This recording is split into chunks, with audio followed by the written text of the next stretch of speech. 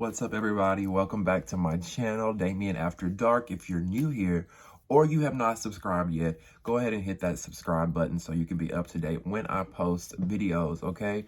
Let's get right into it. Today's video is a review of the highly anticipated Bad Boys LA, which is a spinoff of the Bad Girls Club, even though it's not from Oxygen and Buena Murray, which was the original producers and creators of the Bad Girls Club.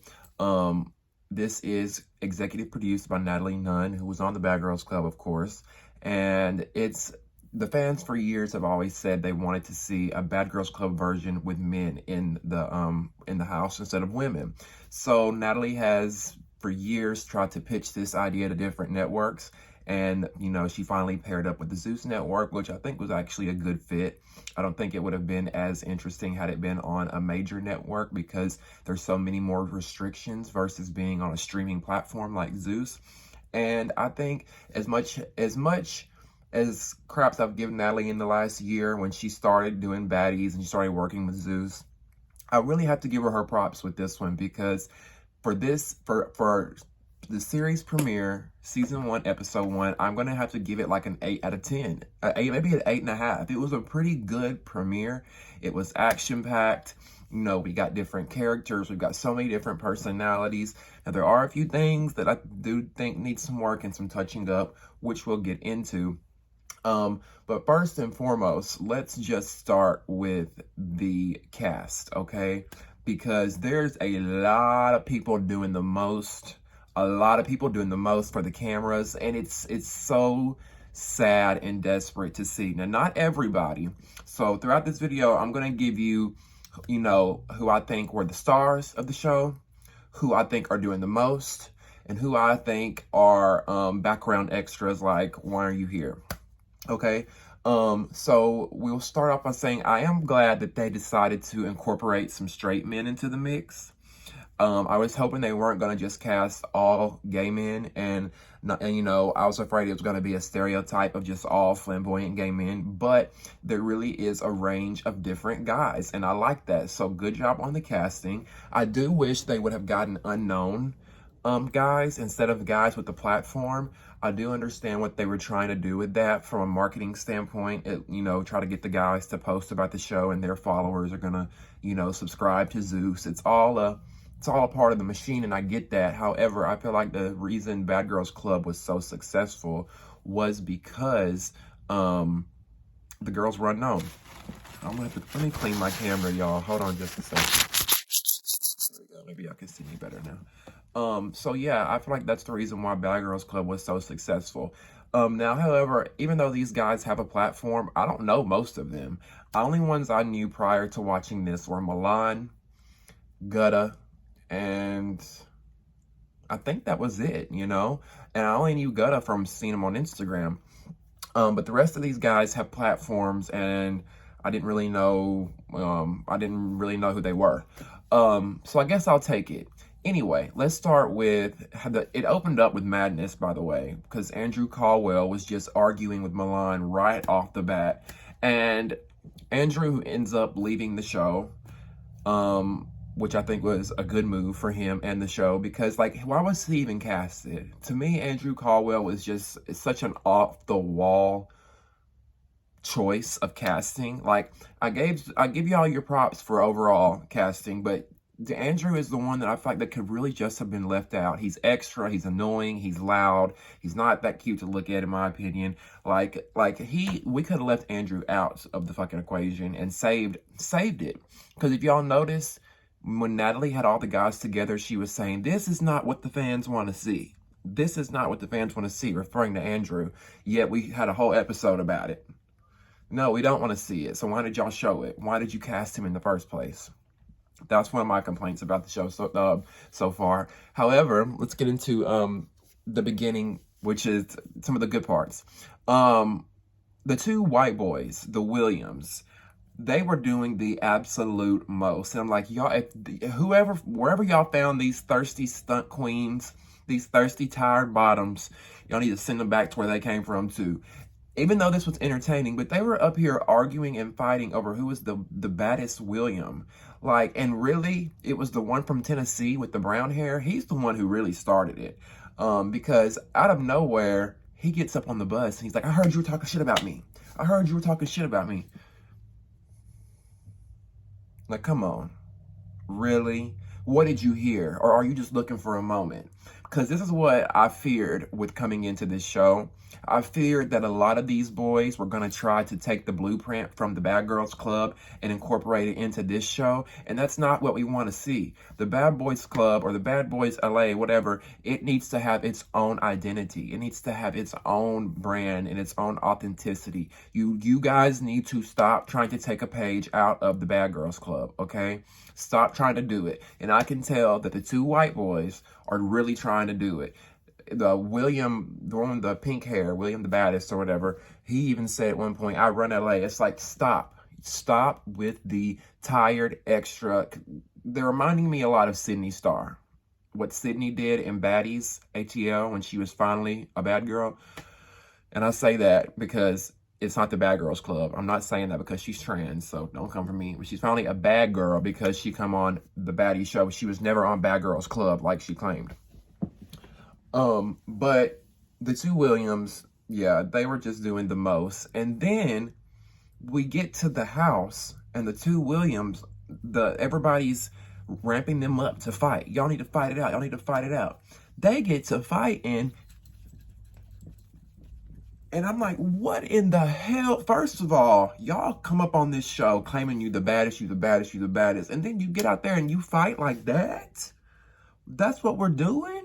It's looking like William the saddest at this point for both of these boys.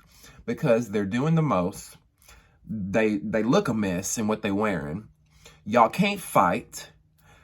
Neither one of y'all that cute. Like, it's giving hot fucking mess that needs a little bit of attention. You didn't get enough attention as a child, so you so thirsty to be on TV and to be seen and be noticed that you went out there and did this show, and now you acting a fucking ass, and you look crazy on national TV. This is your 5 minutes of fame. Soak it in and enjoy it, boys, because this is y'all's 5 minutes, and this is how y'all gonna be remembered, looking a fucking fool. And we only on episode 1. We are on episode 1, and this is how these boys are acting. Now, I will say, it makes for great TV. It's been entertaining. I'm not gonna lie. Okay, another thing that I noticed on the bus, when they were all talking about who was straight, who was not straight, the two heterosexual men on the cast, which is Moolah Mo and Curtis. First of all, Moolah Mo, who was talking about, he was the one who was saying, you know, he was making just little passive-aggressive, homophobic slur, like little shit he was saying that I didn't really like. I should have made notes so I could refer back to exactly what he was saying. But I didn't like some of the stuff he was saying. And as you can see in the sneak peek for the upcoming weeks, him and some people get into it because he said throughout the whole episode, like, I'm straight, and I want these guys to know I'm straight. They better not try to make no move on me. They better not try to hit up on me, nothing like that, because I'm not the one. And it's like, whoa. Pause. First of all, let's break it down for Moolah Mo. Number 1, your name is corny as fuck. What man that's pushing 40 calls himself Moolah Mo? Number 2, your clothing line is corny as fuck. TMNE. What did it stand for? Something money, not something. Stop with the corny shit on the shirts that y'all are doing. Make money, hustle hard, get money, fuck bitches. Quit putting that corny shit on y'all shirt. That's something that a 16-year-old boy who just hit puberty would put on a fucking t-shirt if he created one. You are a 30-something-year-old man on this show trying to promote your brand, and I respect that. Get your money as a black businessman. Get your money. I completely understand that, and I'm not knocking that. But where's the creativity? Where's the creativity? Like, don't just say, okay, let me think of a clothing line. Make money. Okay, yeah. What's what we're all fucking on earth to do, I guess, right? Is to make some fucking money and earn a living. That was another thing about him. Corny ass name, corny ass fucking clothing line. And then you up here talking about First of all, he said he did 5 years in prison. And it shows, baby. It shows. Because all y'all dudes that go into prison, y'all straight dudes that go into prison, and then you get a piece of that action, whether you get it from behind, or you get it in the mouth, or you get in the head, whatever the case may be, y'all go into prison and you come out and you so ashamed of what you did in prison. So now every gay man that you see mirrors yourself in your time in prison, and that hurts you deep down inside. So you got some slick shit to say.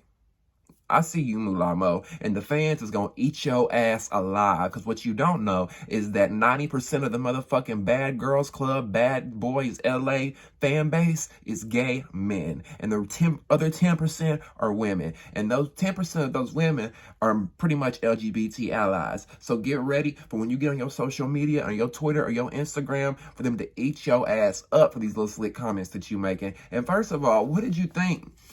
He is so suspect, y'all. This Moolah Mo dude is so fucking suspect. Like, first of all, it's the comments he made.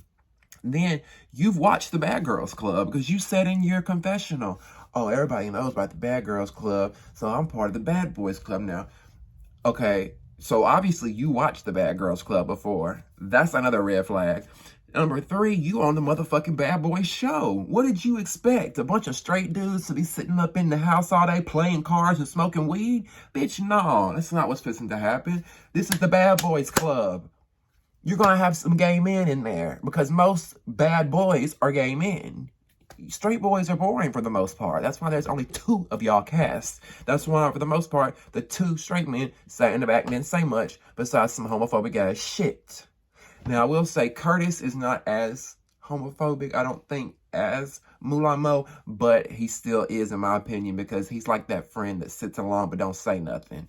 And I feel like he has these same feelings and thoughts. He's just letting Mo be the mouthpiece to his feelings because he ain't got the balls to probably really say it himself besides in confessionals. So those 2, I'm ready for them to be checked this season. I'm ready for Kirk Franklin's son to... What? Okay, while we're talking about Kirk Franklin's son. Kirk Franklin's son is one of the stars of the show, in my opinion. He is being himself. He's not coming in trying to be the baddest bad boy and nothing like that. He's very good looking and attractive. He's funny. He's giving. He's giving in every aspect of what you're supposed to do in reality TV, okay? And he's giving good TV. That moment with him and Gutta in the room, when they had they had chemistry. Did y'all see that? Y'all saw that, right? I was like, ooh, okay, gotta get it. Because Kirk Franklin's son, he is fine. And with him to be funny and have the personality that he does, it makes it even more fun. Like, I gotta go follow him now. I gotta go follow him. So, he is giving me one of the stars of the show. I don't like how on the bus, DL Mo, that's what we're going to call him, is Down Low Mo. I don't like how Down Low Mo was questioning him, like, about his sexuality and stuff. I mean, everybody was kind of questioning him, but the gay boys were just questioning him because they were trying to figure out what he was so they could see if they could get a piece. Mo was trying to question him, maybe because he was trying to figure out himself to see if he could get a piece too. But he was really trying to be cute and make a mockery and make fun of this boy underhandedly and trying to look cute in front of all the dudes. Like, what are you? You know, you like pussy, you like dick, whatever his little slick comments that he's making and that he's going to make in the future. Because in future episodes, we're going to see Mo and Kirk's son. And I want to learn his name so I don't just call him Kirk Franklin's son. But we're going to see them go at it because I think the whole sexuality topic comes up. And it does, because if you notice for next week's preview, who in the fuck made this Down Low Mo guy he thinks he's Natalie or something. He was in there talking to the guys and he was in there talking to everybody. This ain't gonna be no dick around here. We want pussy. We want some pussy. We don't want all these dicks around here. Like, what the fuck? This is the Bad Boys Club. You're gonna be living with other men. What is wrong with you, dude? I'm really thinking he's getting flashbacks from prison, y'all. I feel like he's getting flashbacks from prison, and it's sending him into this downward spiral, into this tirade. I don't know, but we're gonna see. I'm really excited to see next week what happens. Like, this show, I'm really anxious for this show, and I'm excited. Another thing, this is a con for me. One of the cons. I do wish whoever, and I've said this before, whoever produces Jocelyn's Cabaret was producing Baddies and Bad Boys LA, because while I love to see the fourth wall broken, a lot of us do, which is, for those that don't know, that's like when you see the cameraman or you see the producers step in, that's the fourth wall being broken. Like, they break it a little too much in this show, and I don't want to see it. Like, at one point when Natalie was in the house, when she was saying, this is what the fans don't want to see. This is what the fans don't want to see. And you just have all the producers around to, like, we don't have to see everything. Some things need to be kept a secret, so we have that magic of the show. So we have that mystery around it, you know, around what's going on. But it's not like a total downfall for me to where I'm like, I'm not watching anymore, you know. It's not like Baddies ATL where it was just the whole show I couldn't even watch. But let's see, where we at? Okay, so let's get into, I told y'all that Kirk Franklin's son was one of the stars for me. Gutta is another star for me. I love Gutta because he's authentically himself, just like Kirk's son was.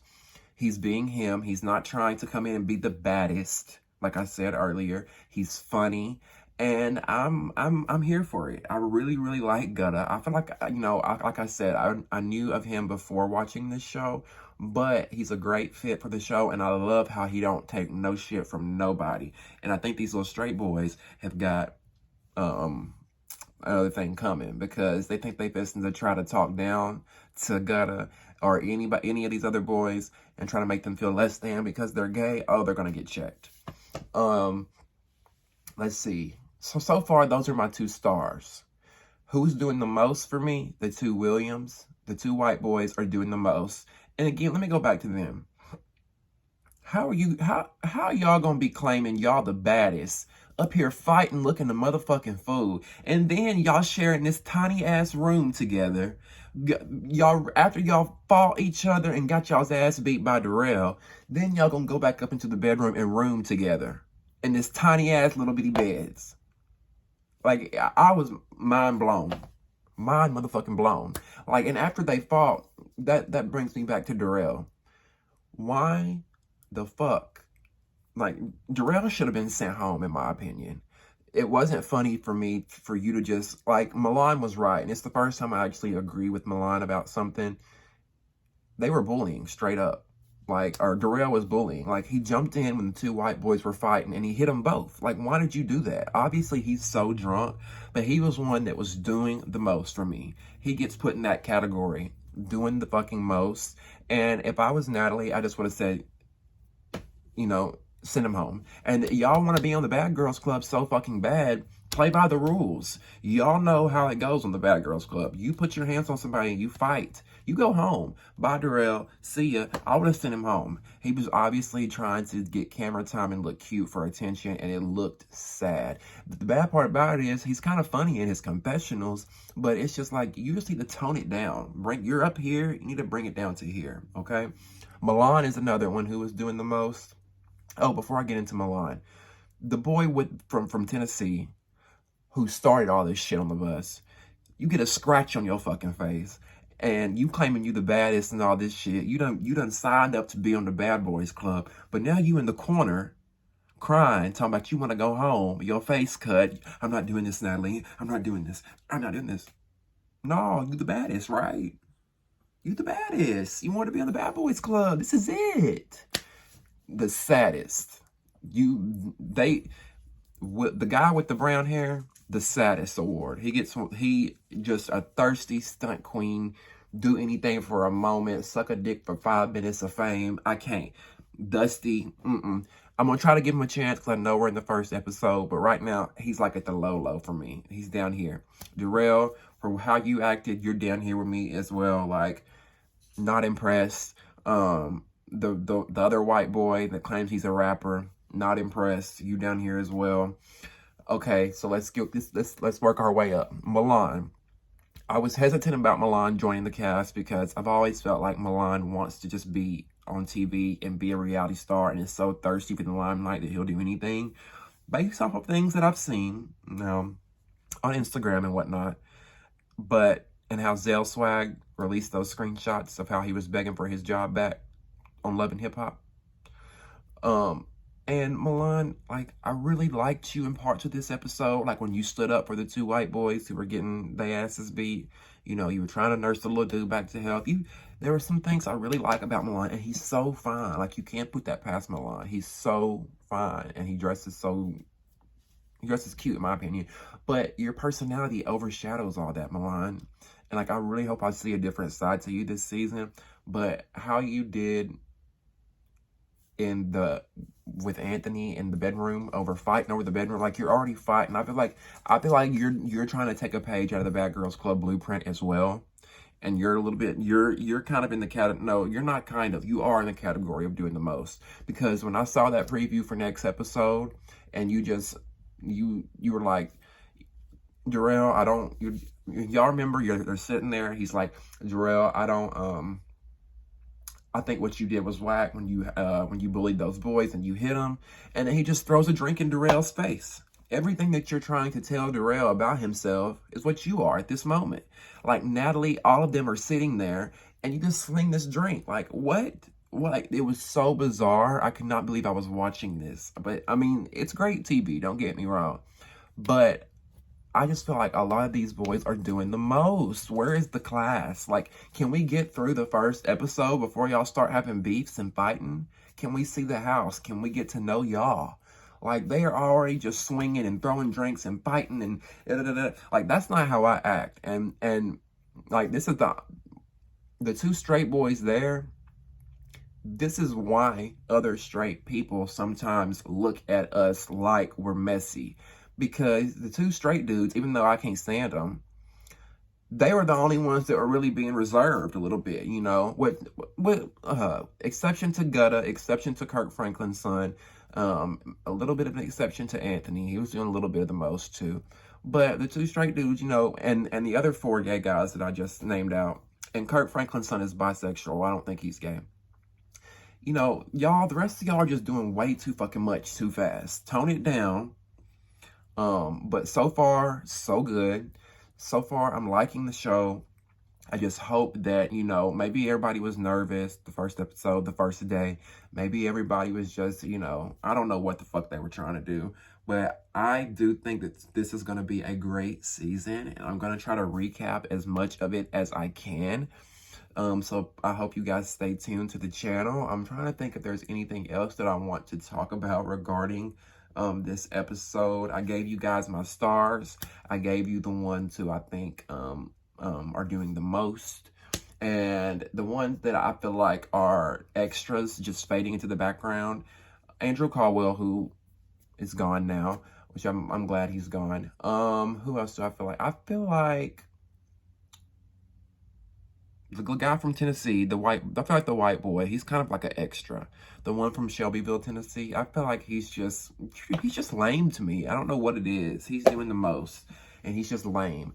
So yeah, that's my analysis of season 1 of Bad Boys LA. I'll be back soon with more reviews on Bad Boys and let you guys know what I think. I want to know what y'all think, though, in the comments below. Let me know. Who was your favorite? Did you enjoy the premiere?